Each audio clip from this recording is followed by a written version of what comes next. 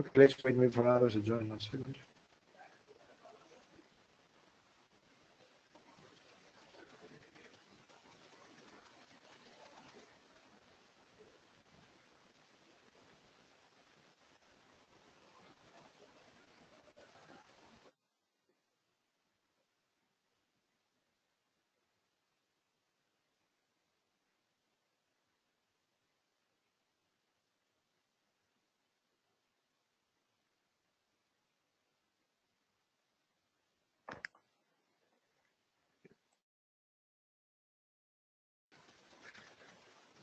So hello everybody. This is the new IEECP Lunch Seminar. It's a part of our IEECP Lunch Seminar series. The idea is to present in 20 minutes the main findings and the main elements of each Horizon project we are working on. It's a very interesting project called ENEFIRST, and in essence it refers to the energy efficiency first principle, which has taken quite a big significance now in the contemporary EU politics. And the title of the project is Making the Energy Efficiency First Principle Operational. IEECP is coordinating it, and there are some colleagues in other partners like DPA, TU Vienna, RES, CEU, Broc, and Fraunhofer. Today, Sebastian from our colleague Sebastian Broc will present the key findings as the project has just been launched. So you are free to ask any questions after the end of the project, after the presentation. And as we are doing always, you can find afterwards the recording of this presentation in our IEECP YouTube channel. Thank you very much, Sebastian. The floor is yours. Thank you very much, Vlasis. Thank you, everyone, for attending. So as Vlasis said, this project ENEFIRST has recently started in September. So today I will present mainly the objectives and the main elements of the methodology and approach and what's coming next. In terms of background, as Vlasis said, the energy efficiency first principle is getting a more important role now in the EU strategy, and you probably all know that energy efficiency is one of the 5 dimensions of the Energy Union, and recently in September the Commission made a communication really highlighting the energy efficiency, let's say not even the energy efficiency first principle per se, but let's say energy efficiency first as a whole, together with the publication of the new guidance note coming with the amended energy efficiency directive. And coming back a few years ago, I think the first time the keyword energy efficiency first was used in a EU text was in the communication by the Commission, where they prepared the package for the clean energy for all Europeans. And here, so you have a first, maybe not really a definition, but a first description of what they meant by energy efficiency first. I will not go through this. We have now more definitions or statements in EU legislations or text about energy efficiency first. And if you are interested, there will be soon in January for consultation, and then in February as a public report, a first report that deals with this issue of definition. But what matters here is to say that energy efficiency has key, let's say, advantages compared to other options, and this should be acknowledged as such. So more recently, last year, when the first pieces of the clean energy for all package were adopted, one, let's say, masterpiece of this package is the governance regulation, providing the umbrella framework for all the directives. And here there is clearly a definition in Article 2, and another point. So reminding this also the fact that it comes into any type of decisions related to investment, implying either energy infrastructure or energy demand systems. And another article is the Article 3, where it makes also the link between the principle, the energy efficiency first principle, and the national energy and climate plans.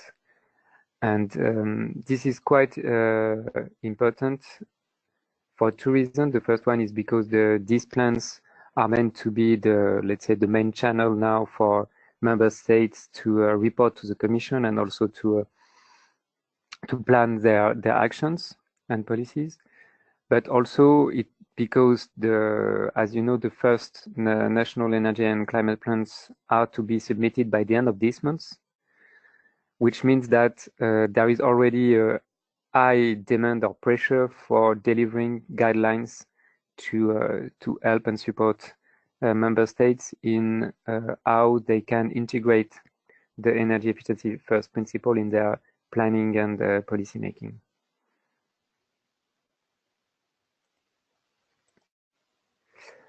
Another element of background that was mentioning is that energy efficiency first can be seen as a new keyword or a new motto in a sense, but it comes after many different keywords or concepts that are very related or close to energy efficiency first.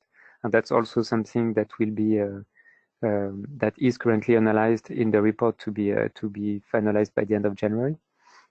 So I will not describe all these concepts. You are probably familiar with many of them. And for example, the first fuel concept was put ahead by the IEA and was probably one also of the driver of for the energy efficiency first principle to pop up in the European debate. And what is common to all these concepts and keywords is that they aim at making a level playing field for demand side and supply side options. So in other words, to ensure that demand side options are considered at least in the same conditions than supply side options, and that they are not considered only afterwards or with, let's say, non-advantageous conditions compared to supply side. And probably the idea with the energy efficiency first principle is to go one step further and to give a kind of priority to energy efficiency when it is demonstrated that it is cost effective, an issue I will come back on in the next slide. So that was for the background. What about the objectives of the project? So as I said, it has started in September. It will last for 30 months, up to so 2 years and a half until February 2022. And we have three main, let's say, general objectives: developing a framework. As Vladi said, the subtitle of the project, ENEFIRST, is making the energy efficiency first principle operational. So that's related to these three objectives with, let's say, three streams. One is to start from the concept and to see how it can be translated in something more practical. So that's the first objective, where we will start from this report on definition up to see how it can be applied, what kind of barriers are encountered when there is intent to implement the principle. The second one is related to modeling and is about assessing the impact of implementing energy efficiency first. As the idea is not to say that energy efficiency should be given a priority in any condition or in any case. It is still to be compared with a level playing field. And that's where there will be two parts, one which is about technical economic analysis and one about multi-criteria analysis. And the third objective is to support the policy making related to energy efficiency first, so how to integrate energy efficiency first into policy design with the, let's say, the ultimate objective of the project, that would be to provide guidelines and recommendations, and if possible, practical examples of policies new policies implementing energy efficiency first.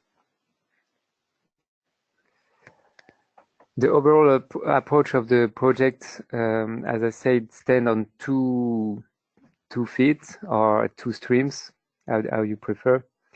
One is policy analysis and the other is modeling. And with strong interaction and exchanges between both along the project, and that will materialize through case studies that will be started in the part about modeling and then further developed in terms of policy design and recommendation. And along these two streams, one important aspect also of the project is to have continuous exchanges and validation with stakeholders. And this second point is very important to us. The objective of the project is not to do research for itself. That's a research project. So we try to, let's say, to develop new modeling approaches and so on. But it has to be connected with also the field and to take into account the views of the stakeholder. And that's where we have the connection with policy analysis, because the idea is that at the end, this should be possible to translate all that in clear policies, in clear design of policies. You have here the overall methodology of the project that more or less gather what I've said in the previous slide into a nice matrix with the different streams and fields covered by the project. Something I forgot to tell earlier is that it focused on the building sector. However, of course, as the idea is to consider the interaction between demand side and supply side, it's not the building alone, it's the buildings are part of the general overall energy system. We will try also to look a bit at how what we do in this project can be interesting for other sectors like industry and transport, but clearly the focus is on buildings. From the discussions we had already in the first month of the project, we could identify 5 key issues that probably can be some guiding issues along the project when trying to operationalize the energy efficiency first principle. The first one is not to forget that efficiency is not an objective for itself, it's a means to an end. So it means we need to make it clear when trying to implement energy efficiency first, it should be clear the objectives that should be met with that. It's not the same if the priority is to reduce greenhouse gases emissions or if the priority is to alleviate energy poverty, for example. And so that's important to keep that in mind, as it provides the basis for the 2 other key issues that more or less are about defining the scope of the analysis to be made for implementing energy efficiency first. First one about time horizons with 2 dimensions. The one is the time perspective, let's say, of the investment when comparing demand side and supply side. And the other one is the time dimension that we need to consider if there are balancing issues, for example, if it's about a demand response and so on. The third key issue is about multi-criteria decision making. So that's first to say that when we compare supply side and demand side, it should be clear what costs, benefits, or impact we take into account. Because we can not take into account everything. That's not possible to that would be probably too complex and even technically impossible to have a perfect ideal analysis framework where we would be able, for example, to monetize every single impact. So we acknowledge that and saying that there should be a, let's say, a prioritization or a selection of the elements to be taken into account in the analysis that is closely related to the specification of the objectives I mentioned earlier. And at the end, we also acknowledge that we cannot monetize everything, that qualitative aspects are important. So on top of the technical, classical technical economic modeling, we will also be investigating possibilities of multi-criteria analysis. The fourth issue is about multi-level decision making. So it's not only about several criteria, but also the fact that this energy efficiency first principle is a very general or umbrella principle that can be implemented from macro decision up to micro decision. What do I mean by that? Decision macro would be related to national energy systems, and micro, for example, for investment in a particular equipment, building, or so on, which means various decision frameworks and various groups of stakeholders to be considered. And the last issue, that probably came out along the discussion in these first months. It was already a bit identified at the kickoff meeting, but the more we advance, the more it is important, I think, in our discussions, is whether we should probably go a step further due to the possible ambiguity of the concept of energy efficiency and the fact that it's often restricted implicitly to technical solutions, which is one point. And another point is that it's also about usually trying to be more efficient in delivering the same service. So not questioning how we satisfy the service. The service could be, for example, housing, mobility, communication, whatever. So probably the concept of service efficiency could be also an interesting concept to investigate in this project to see if we can already can take it into account in our analysis, or if we can make suggestions for further research to have new modeling approach, new way to design policies, for example. So coming back to what we have developed so far, so in the first months, one important aspect on top of the discussions and definitions is to look at decision frameworks, because energy efficiency first principle, making energy efficiency first principle operational is mostly about how to change decision processes so that energy efficiency is considered for its fuel value. And this means considering different aspects, so the policy cycle, the different, also how the investments are planned by stakeholders, so different time horizons, etc., as said earlier, and what kind of policy frameworks can promote or can create barriers also to the implementation of energy efficiency first, so, or in other words, how policy frameworks can make easier or more difficult the fact that demand side options are considered on a level playing field with supply side options. Another way to look at these decision frameworks is to consider that the energy system can be split into in front of the meter side and behind the meter side.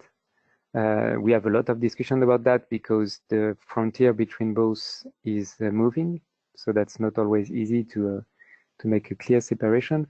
But it's still very useful to consider this this framework to see how decision on the supply side, demand side, sorry, can have an impact on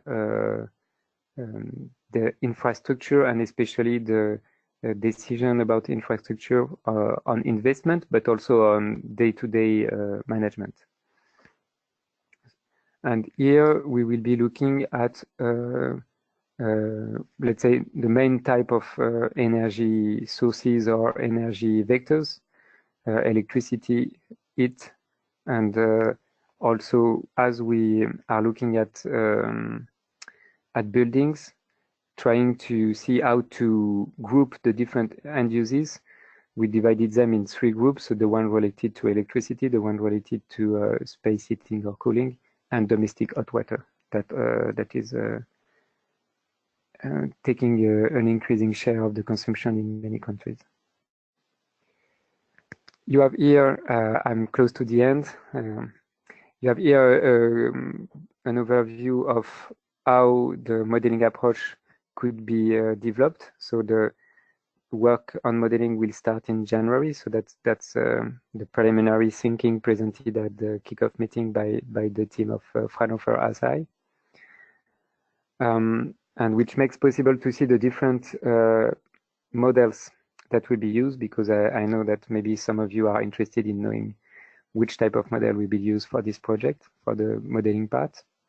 There is still one to be defined, which will be the one dealing with its supply and district heating.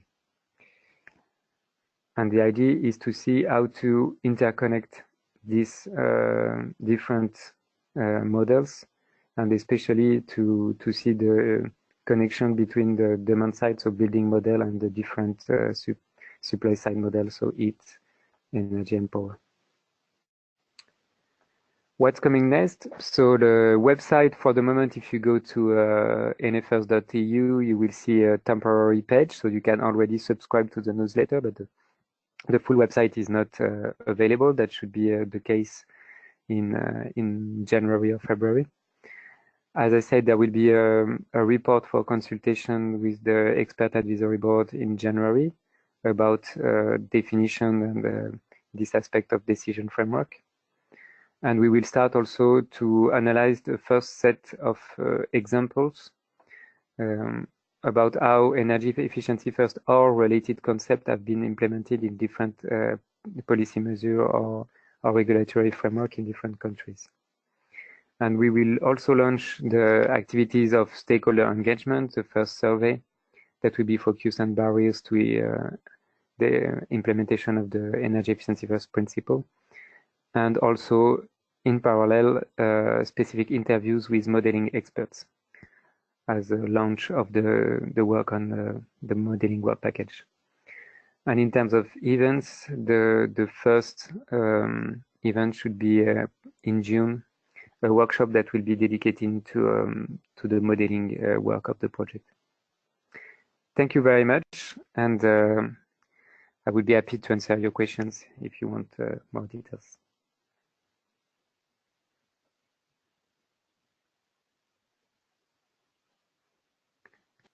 If there are any questions for Jean-Sebastian? Yes, good afternoon. If I may, 2 questions related to the Green Deal emission increase and the new European Climate Pact. Is this something which you can actively incorporate into the project design, obviously knowing that these are completely new and in the offer these were not included? Just a sort of gut feeling on how you will be able to react on this latest and yes, obviously extremely substantial development, and what is the feel within the consortium, or have you heard anything from the Commission side of reflecting on these issues? Thank you. Thank you very much for the question. I think that's a very good question. So, as you said, for the moment, it's not very clear how it will be translated into policy or policy making. What is clear already is that the priorities of the European Investment Bank have been changed, or let's say have been specified in a way to be more pushing for the transition towards a low carbon economy. So that's something that we will investigate in the part of set of example that is mentioned on my last slide. So that will probably be a kind of particular example, because that's not related to something that is already implemented. That's more about looking at how things are currently be changed, and looking at how energy efficiency is considered in that. Because what we know already from the first announcements is that there will be a progressive closure of the funding for fossil fuel generation investments. But I don't think that there have been something, let's say, very precise about how energy efficiency would be considered in these new directions for the. But that's something that we will definitely look at. We didn't have exchange with DGNR so far, because the project is too new, too recent for the moment. But yes, for sure, that's something we will have an eye on. Thank you, Jean-Sebastian. I mean, let me just add one angle which I found, again, similarly to you, being uninformed, but knowing what is going to happen or what is being planned at DG Klima. There is this huge preparations for this European Climate Pact public consultation. So they, I think, move out from the, the usual, let's prepare all those plans, background studies, and then, just push it into the commission and parliamentary decision making. They are now committed, I guess, politically and publicly to run this Climate Pact public consultation with, I think, at least 2 big events and a very strong online questionnaire, which then obviously results will be analyzed. And in the discussions, or in the Timmermans and Van der Leyen speeches, I have hardly found any reference to energy efficiency, because it has been around. So I think they are really emphasizing the new angles. And what I'm very concerned is that, for example, if the principle energy efficiency first is not even reflected in such a public consultation in the narrative or in the questions, then this could be completely overlooked. Again, I'm not advocating any sort of activism on our side, but I am just very concerned not seeing the energy efficiency subject in the climate discussions. Whilst you refer to the fact that this needs to be seen in that bigger Green Deal package, but I'm just worried that energy efficiency would just sort of fade away or would not get enough attention, because these guys are pushing their own new ideas as opposed to the ideas which has been around for a while. Yes, so to comment on that, I think yes, the link between the energy efficiency community in general and the climate community should be strengthened. We are not sufficiently aware, we are not enough aware of the developments on the side of climate policies, and as you said, what DG Klima, for example, is putting forward. So that's that's definitely something important, and a gap probably to fill. Then in terms of priority for the new commission, I would say the priority is clear for the new commissioner for energy. That's one of the first bullet point of the mission letter that the new president Ursula von der Leyen made for the Commissioner for Energy, and the staff in DG ENEFIRST is also very aware of that. So that's why there is even some pressure, I think, about a project like this one to deliver as soon as possible some kind of guidelines. Because one problem is that for the moment we have a concept, but it would be quite difficult for the Commission to ask anything in practice to the member states, because there is no guidelines or clear, let's say, rules or examples that the member state could use to actually implement energy efficiency first in their policy making or planning exercises and so on. And I understand well your point about the link with climate policy, but maybe that goes a bit beyond what we can do in the project, which does not mean that we as IECP or other organization, we should not be looking at what happens on the climate side. I think we should, and you are fully right on that. But within this project, I would say that the first thing we should deliver is guidelines, example, and so on, any type of support that can help the member states with integrating the energy efficiency first principle in their work related to the national energy and climate plans. So I think the key here is the relation with the NECPs. That's already there, so that there is no uncertainty about that. That's clear in the governance regulation, and there is a real demand or need from the member state about that.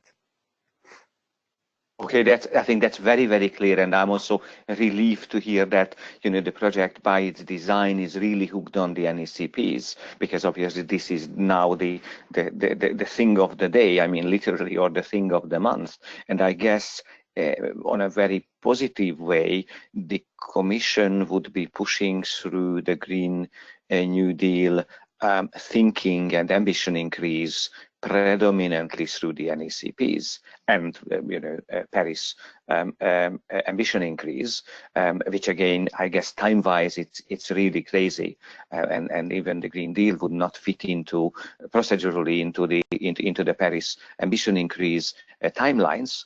But I guess if this project or even Paris Reinforce is getting signals from the commissions that the Green Deal needs to be somehow supported or reflected or facilitated, whatever the word they use, then I guess this would even increase policy relevance in a sense that if these projects are seen by member states as a helping hand on task which is already under the governance regulations, but obviously which is accelerated or triggering new tasks or new target settings, then I guess many of our projects will be there to help.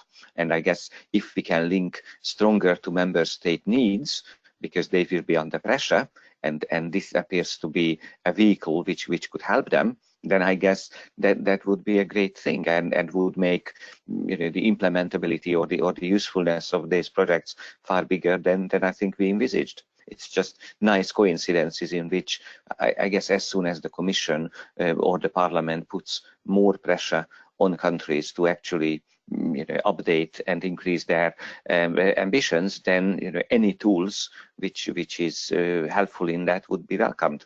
So let's hope for the best in this respect. Obviously, us having our hands tied by delivering what is in our contracts. Yeah, I agree. Hello, this is Vangelis Psaras from Greece. Going further a little bit on Zolt's comment, I suggest that the synergy with Paris Reinforced could be very efficient for both of the projects. In Paris, we will. There is already we are already creating a platform which will host around 17 models, and the target is to have a community of both modelers and policymakers, as well as other stakeholder groups, such as citizens, civil societies, etc., in order to exchange opinions and results from modeling scenarios, and with an ultimate objective of tackling climate change. And I've seen that you will use the forecast model, and this is also already used in Paris Reinforce, and it will already be in the platform. So perhaps a synergy could be, of course, beneficial, but also quite easy, since it will already be in the platform. And so if we can check on that on the course later on. And also I would like to ask a question regarding the stakeholder engagement, and I haven't seen any case studies, which is the typical course of action in these projects. I mean, having interplay, for example, there will be some 8 countries, and with the respective case studies, and having stakeholder engagement in national level. Same goes in Paris Reinforce. We will have stakeholder engagement both in national level and regional, and then check the global results of the modeling outcomes and feed them back to the national level stakeholders, and have a second round. And thus, I would like to ask, how will you take into account the different characteristics of the countries and the regions, or the types of buildings? For example, it's very difficult different to apply energy efficiency practices in one dueling building, or versus a multi-apartment building with perhaps 30 apartments and the same stakeholders and decision makers. Thank you very much for your question. That's indeed something that I did not really develop in this presentation, because this will come later in the project. So we already, what we know already is that there will be 5 case studies as part of the modeling work, and then that we will have let's say 3 case study or work in practice in different countries or group of countries. How we engage stakeholder in that, I think here it's a bit difficult. We have chosen to be realistic and to say if we find, let's say, a member state at national level, or a region, or a city or municipality who is really willing to work with us, that's totally fine. That's very welcome, and we hope to have this type of partnership. But we know that it's difficult within the time frame of this type of project, because for the moment we are not able to contact people in detail, because we have not chosen we have some proposal of topics for the case studies, but this has to be further specified and selected according to the review of example we will make in the next month, and so on. And so the timing to get a commitment from policymakers is probably longer than what we need, what we have as a time to develop the project, which make it a bit difficult. So if by coincidence, let's say by chance, we can make it on a real case, we will do it. Otherwise, we will probably use cases that are already documented, so data that we can use, because one problem is the data access, and getting the data for a particular country or city, etc., can take a lot of time. And we prefer to use data sets that are available and to illustrate and to characterize the type of situations that it corresponds to, the type of conditions that are required to compare with the actual situation, than spending too much time in getting data that we will get too late. That's let's say our approach for this project. Okay, thank you, Jean-Sebastian. You can always contact Jean-Sebastian with his email address. You have it in our website and in the project for more specific questions. I would like to thank you all for attending this lunch seminar. And after Christmas, the beginning of January, we'll be having a new one on ENEFIRST project on the Article 7 ED. Thank you very much, and have a nice Christmas break, everybody. Bye-bye.